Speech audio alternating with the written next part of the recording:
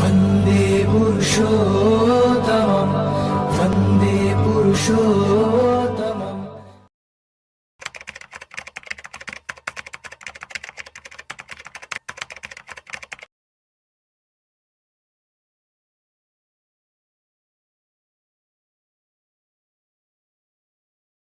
वन्दे लोकतिलकं सत्त्ववार्ता विभूषणम् अमरकृतसारणं प्रबुद्धं लोकजीवनं प्रणयप्रमत्तयागदीपनं वन्दे जीवनजीवनं सत्पुरुषं वन्दे जीवनजीवनं सत्पुरुषं।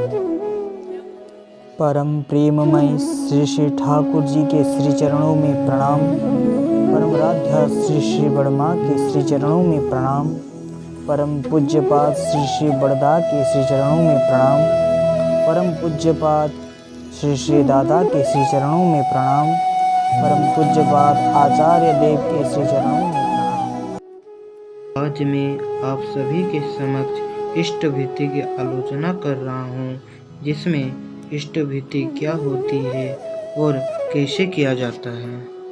इष्ट भीति का मतलब होता है प्रभात में उठकर यानी सूर्य उदय से पहले उठकर किसी भी कर्म से पहले इष्ट के पोषण या तो खुद के भोजन और वातावरण के भरण पोषण को इष्ट भीति कहते हैं। जैसे श्री ठाकुर का कहना है, सांसारिक किसी कर्म में हाथ लगाने से पहले इष्ट पोषणार्थ कम से कम अपने आहार्य के बराबर भोज्य संग्रह और संरक्षण कर निवेदन करना है इष्ट भीति। आगे अंग्रेजी में कहते हैं, the daily sacred oblation to your lord before taking any food is इष्ट भीति। इष्ट भीति स्वतः स्वेच्छ अवदान है। अपने कर्म कार्य का फल जो मिलता है उसका अग्रभाग गुरु को दिया जाता है, जिसे हम बचपन से सीखते आ रहे हैं। इष्ट भीति हम हाथ से अर्पण करते हैं तथा इष्ट की छवि मन में प्रतिष्ठित किए रहते हैं।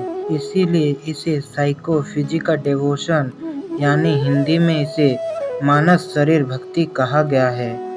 श्री ठाकुर कहते हैं, माथा घमाकर शरीर खटाकर जो वस्तु इष्ट की तृप्ति के लिए निवेदन किया जाए वह इष्ट भीति है। ठाकुर ने कहा है, भक्ति का प्रधान अंग इष्ट भीति है।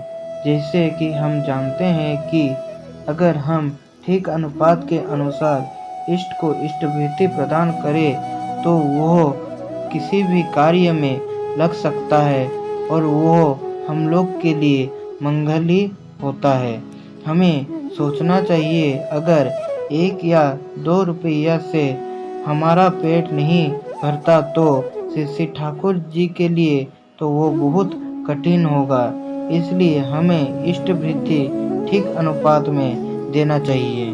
इसके बाद श्री ठाकुर आलोचना प्रसंग में कहते हैं, पहले इष्ट भीति विधिमत करोगे ही उसमें गोलमाल करने पर अस्तित्व में गोलमाल होता है।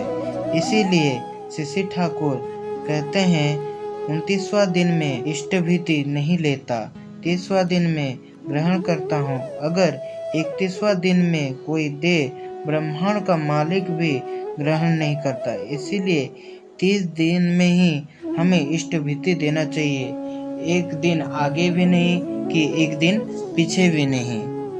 इष्ट भीति छोड़कर क्या लेकर जीवन बढ़ाओगे, क्या लेकर लड़ोगे। विपद निवारण का वास्तव ढाल हम लोग को हाथ में यही एक ही दिए हैं परमपिता का आदेश है, इष्ट भीति विधिमत करोगे। विधिमत का मतलब मैं समझता हूँ मात्रा, समय, स्थान एवं अन्य अनुपूरक तत्व।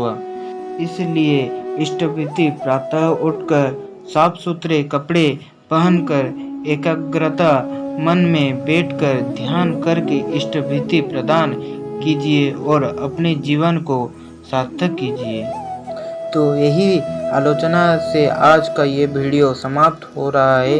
इसके परिवर्तित वीडियो में आप इष्ट भीति के परिणाम के संबंध में लेकर आलोचना के वीडियो में पाएंगे और ऐसे ही सुंदर सुंदर वीडियो सर्वप्रथम आपके निकट पहुंचने के लिए लाइक सब्सक्राइब और बेल आइकन में जाकर ऑल नोटिफिकेशन में क्लिक करें।